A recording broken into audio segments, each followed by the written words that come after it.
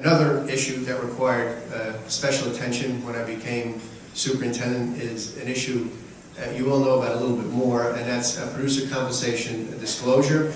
And I've spoken on it a number of occasions. I met with many of you on numerous occasions, and we've heard everything everyone has said to the very end. I mentioned with Anthony and Kevin, I received letters as late as January 15. Those letters were read, and as a result, we're proposing some changes. One is with respect to the disclosure, where the draft that everyone has seen says you have to say who you represent, the insurer or the purchaser. We're kind of just making it that you have to disclose your role in the sale. And again, with implementation, we can work that out. And where that's especially helpful is with independent agents and brokers. A second thing is with renewals. There will be no disclosure required at renewal unless the purchaser asks within 30 days of renewal for information regarding the fee.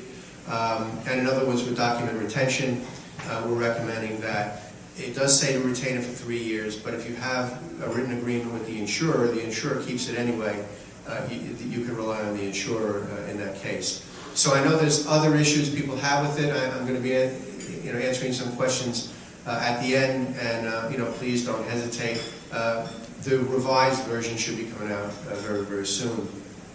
It's not perfect, but we think the purpose of it is to establish minimum disclosure requirements. That's expressly stated in it in 30.1b, and there's no issue that I've spent more time on than that issue since I became superintendent, and I've spoken to so many people about this, both in the industry and outside the industry, and I honestly can state without equivocation that I don't believe we could have any lesser disclosure standards than this and call it disclosure. So I think it meets the balance of providing the consumer with the disclosure while at the same time not being overly burdensome to the industry. Certain other issues we're working on, which I'm sure you're all aware, auto rates. Auto rates, unfortunately, are going up. You all know we have flex rating right now, where an insurance company can increase or decrease rates by 5%. That has been in effect for over a year now, since January of 2009. Over 80% of the carriers have taken advantage of that. Notwithstanding that ability, many of the carriers have also asked for additional rate increases because of the increases in the losses. And the increases are most prevalent with respect to no fault. We've had several carriers show us increases over the last 4 years of over 50%. We also have combined loss ratios in excess of 100%. As a result, some rates have been increased in excess of 5%. We are seeing an uptick as well in fraud, and we're aggressively combating it. We're both investigating and, where necessary, prosecuting. We have numerous regulatory changes we're proposing. For the first time since 2002, we are amending Reg 68, and I think you'll all agree. And again, while doing this, we spoke to most of the stakeholders along the way, so we've had very few negative comments to the changes that we've been recommending. But what we're trying to do, again, strike the right balance and be fair. And we think the amendments that we've recommended in the revised Reg 68 strike that balance. We also have some statutory reforms that we're recommending as well. Homeowners is a little bit more interesting. A lot of the large carriers are limiting their exposure in certain areas, such as Long Island and downstate New York.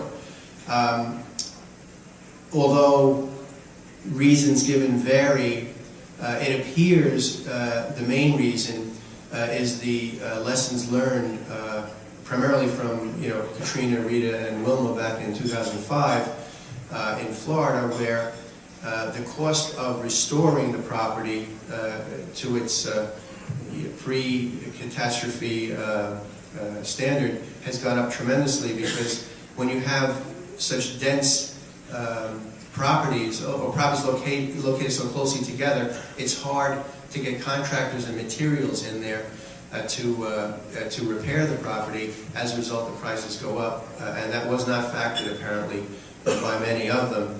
Notwithstanding that, we do have a lot of smaller carriers that have not previously, been a major player in the market, getting involved in the market in a pretty big way. So the availability is there. Cost is a little bit of a factor, but we see it is relatively stable. It's just a lot of people who have been long-term policyholders with some companies are getting non-renewal notices in the mail, and they don't understand why. But it's less anything to do with them and more just an overall philosophy that the companies have. We have a temporary advisory panel for homeowners that we're in the process of forming. We're still waiting for some legislative appointments to be put on that panel. That was supposed to be done by November. We've been in touch with everyone to try to speed that process along. I think that would be helpful. We're also looking to work with many of you here on standardizing the windstorm deductible triggers, and also to do something on the catastrophe reserve end. Try to get something where we can build up a reserve and provide some tax deductibility for the carriers that pay into that reserve as well.